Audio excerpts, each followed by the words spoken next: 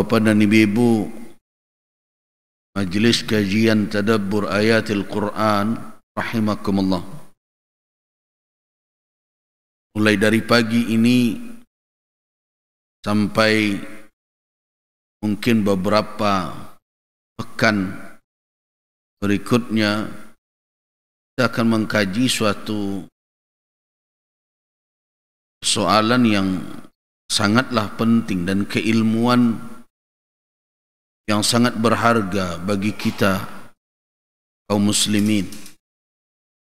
Ilmu yang banyak dilupakan orang dan sering terjadi pelanggaran di dalam kehidupan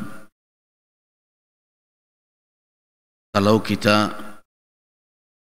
perhatikan praktek pengamalannya di tengah masyarakat, apalagi di kalangan masyarakat Minangkabau, karena ketidaktahuan atau karena keengganan dan berbagai macam, sehingga petunjuk Al-Quranul Karim kadang diabaikan oleh sebagian orang dengan alasan adat, tradisi dan sebagainya.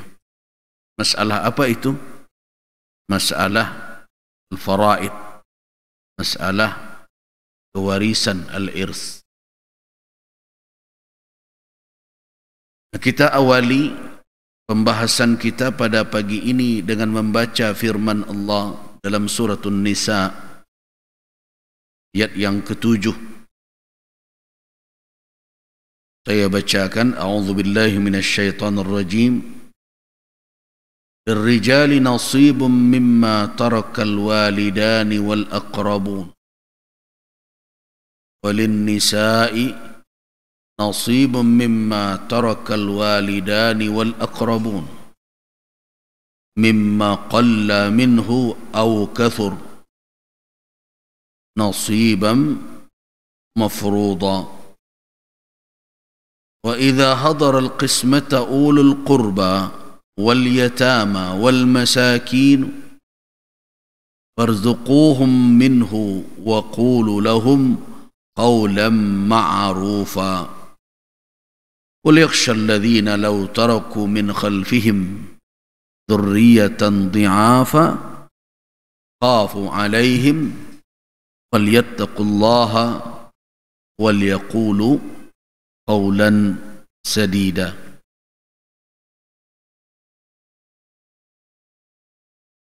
Sebelum kita masuk kepada perincian tentang pembagian masalah kewarisan, tentang ahli waris dan berbagai persoalan yang muncul dalam pembagian kewarisan tersebut, tentu ada muqaddimah keilmuan yang perlu kita fahami betul. Muqaddimah itu juga untuk menolak berbagai macam tuduhan. Di antaranya adalah ada tuduhan diskriminasi misalnya, yang itu dilemparkan atau dikeluarkan oleh orang-orang yang sebenarnya tidak memahami konsep kewarisan secara menyeluruh di dalam Islam. Baru mereka membaca lidzakari mislu hazzil unsayain, langsung saja keluar statement ini diskriminasi, bias gender, berbagai macam. Padahal ayat ini sebenarnya sudah menolak pernyataan mereka bahwa baik untuk laki-laki maupun untuk perempuan ada nasib, ada bahagian dari apa yang ditinggalkan oleh orang tua dan karib kerabat. Nasib itu jatah yang telah ditetapkan oleh Allah Subhanahu wa taala tersebut. Itu bukan ukurannya perempuan sedikit, laki-laki banyak, tidak begitu standarnya.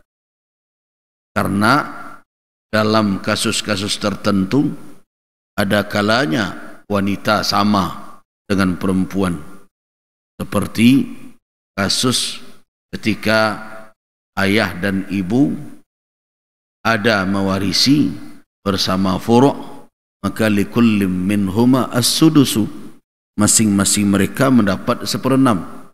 Berarti kan ukuran bukanlah berarti semua keadaan laki-laki itu mendapat 2 kali bagian perempuan. Dan ada kalanya dalam kasus tertentu bisa jadi kalau seorang ayah menjadi asabah dengan adanya warasah ahli waris yang lain, bisa jadi nanti ibu bisa mendapatkan lebih. Jadi di dalam kewarisan tersebut ada kalanya laki-laki dan perempuan sama, ada kalanya malah ada perempuan yang lebih, dan ada memang dalam ketentuan tertentu laki-laki lebih banyak. Nah, karena itu Allah Subhanahu wa taala membuatkan ketentuan di dalam ayat ini. Boleh dikatakan ini pembuka dari ayat mawaris. Lirrijali, ini kaedah umum sebenarnya. Lirrijali nasibun mimma tarakal walidani wal aqrabun. Walin nisa'i nasibun mimma tarakal walidani wal aqrabun. Mimma qalla minhu aw kathur. Untuk laki-laki ada jatah, ada bahagian yang dia peroleh dari apa yang ditinggalkan oleh kedua orang tuanya dan kerabatnya. Begitu juga untuk perempuan, ada bahagian yang dia peroleh dari apa yang ditinggalkan oleh kedua orang tuanya dan karib kerabatnya. Apakah jumlahnya ada kalanya qalla, sedikitkah atau banyak? Berarti tidak menjadi aturan baku laki-laki dalam seluruh keadaan mesti mendapatkan 2 kali bagian perempuan. Nah, dengan demikian maka berarti tuduhan diskriminasi bias gender sebenarnya tidak beralasan di dalam masalah al-mawaris, masalah kewarisan. Yang kedua, kalau kita baca asbab an-nuzul, ya,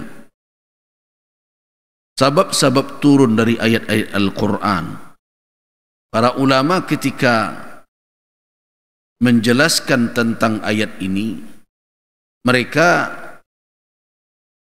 hampir semuanya seirama mengatakan bahwa ayat ini membatalkan apa yang menjadi tradisi jahiliyah, yaitu dalam bentuk hirman nisa minal miras wassibyan. Kebiasaan orang-orang jahiliyah tidak memberikan kewarisan sama sekali kepada perempuan, dan begitu juga anak kecil. Perempuan tidak berhak dalam tradisi jahiliyah untuk mendapatkan warisan. Nah, inilah yang dibatalkan. Kemudian berikutnya dari kalimat-kalimat ayat ini ada beberapa kata yang perlu kita dalami. Yang pertama adalah tarak. Tarak, dari situlah muncul nanti kata tarikah. Tarikah, tarikah itu peninggalan yang perlu ada penjabaran. Apa ketentuan-ketentuan yang harus terpenuhi bahwa harta itu bisa disebut sebagai tarikah, peninggalan bagi si mayat. Nah, ini ada kajiannya. Kalau secara kajian kita di ranah Minang, disinilah pangkal masalahnya, mengapa tanah ulayat Pusako Tinggi tidak bisa diberlakukan padanya ketentuan faraid di dalam Islam. Dari mana hambatan awalnya adalah dari masalah tarikah ini. Karena harta pusaka tinggi tidak masuk kategori tarikah. Kenapa?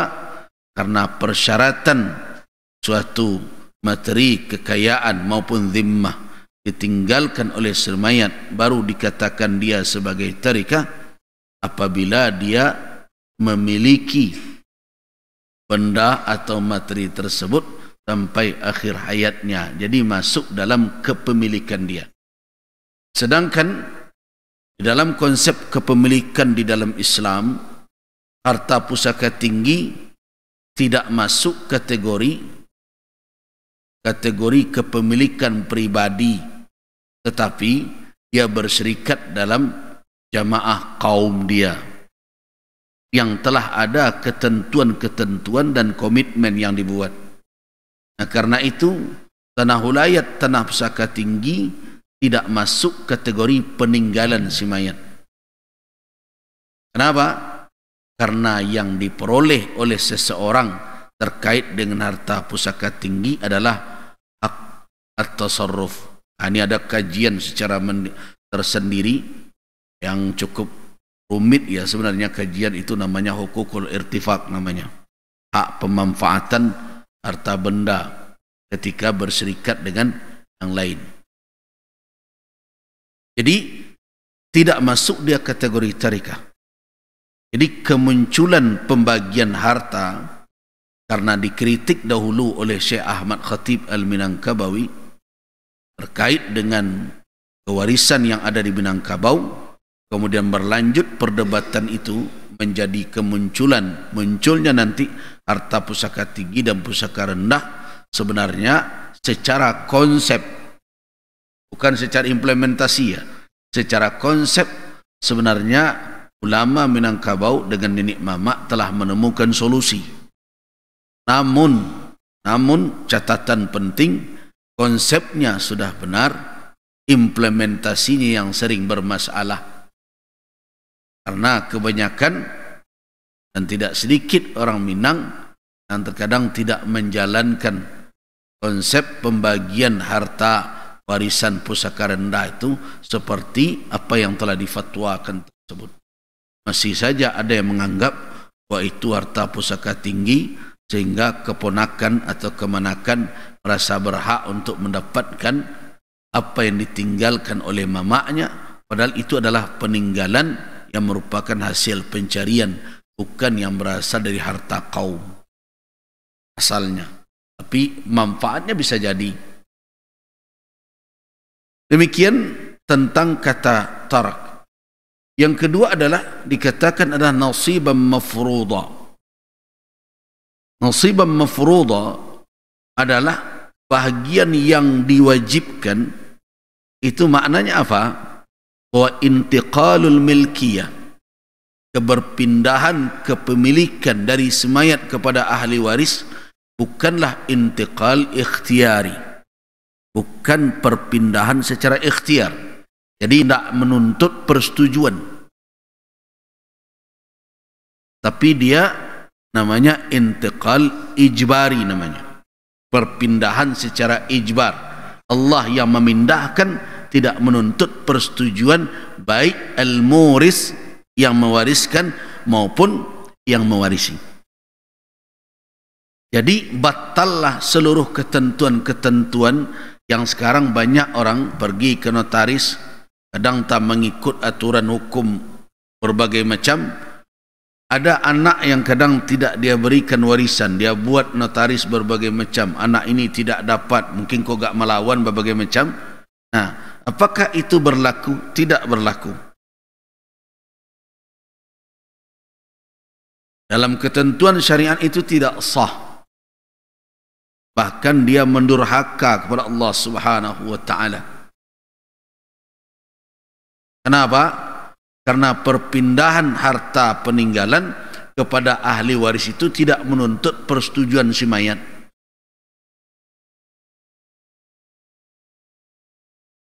Tidak berpengaruh itu. Di berangna kanak surang anak dan nagih warisan, pergi ke notaris, tidak ada pay ando semua sekali. Berlakukah menurut syariat? Tidak berlaku. Kenapa? Karena yang memindahkan kepemilikan itu bukanlah si mayat itu. Bahkan orang yang dalam keadaan sakit akan mati saja, itu kekuasaannya, kepemilikannya terhadap hartanya itu sudah naqis, sudah berkurang, itu tidak utuh lagi kepemilikannya. Bahkan kepemilikannya, haknya terhadap istrinya dalam bentuk talak juga telah berkurang. Makanya di dalam kajian awal saksiyah, orang yang sakit payah atau sakit hendak sakaratul maut, kemudian mentalak istrinya, apalagi talak itu jadi talak 3, talak bain yang mengakibatkan putusnya pernikahan, para ulama mengatakan itu tidak jatuh. Itu pendapat sebagian ulama mengatakan tidak jatuh. Kenapa? Karena itu mengeluarkan nanti istrinya dari, bisa mengeluarkan istrinya dari jumlah ahli waris. Nah, karena itu sudah berkurang. Dia masih hidup juga itu, tapi dia maradal maut, dia sakit membawa kematian. Nah, begitu juga hak miliknya. Ketika dia ingin bersedekah itu kan untuk dia kan. Seperti kasus Muaz ketika dia bertanya kepada Nabi SAW, ya Rasulullah, inni dhu malin wa la yarithuni illa ibnatul li wahidah. Ya Rasulullah, saya punya harta, tidak ada yang mewarisi saya melainkan hanya anak perempuan saya satu-satunya. Afa atasaddaqu bimali kulli? Apakah saya akan menyedekahkan harta saya keseluruhannya? Kata Nabi, la. Tidak. Atau sulusai 2/3? Tidak. Au nisf, atau separuh? Kata Nabi juga tidak. In kana labud, kalau engkau juga ingin atau mau tidak mau engkau bersedekah juga, fasulusu, 1/3 saja. Wasulusu katsirun. 1/3 itu sudah sangat banyak. Antadhara warasataka aghniyaan khairum min antadharahum alatan yatakaffafuna an-nas. Engkau tinggalkan keturunan engkau, ahli waris engkau dalam keadaan aghnia, dalam keadaan kaya, berkecukupan, khair, lebih baik dibandingkan dengan engkau meninggalkan mereka alah dalam kesusahan, yatakaffafunan nasa, nanti mereka menadahkan tangan kepada orang. Nah, berarti orang yang sudah sakit akan mati itu, kalau dia tidak punya hak tasarruf utuh lagi kepada hartanya. Kalau seandainya dia berwasiat melebihi dari 1/3 itu, lebih ya, apa ketentuan fikihnya? Berkait dengan izin dari ahli waris. Kalau tidak izin ahli waris, tidak bisa.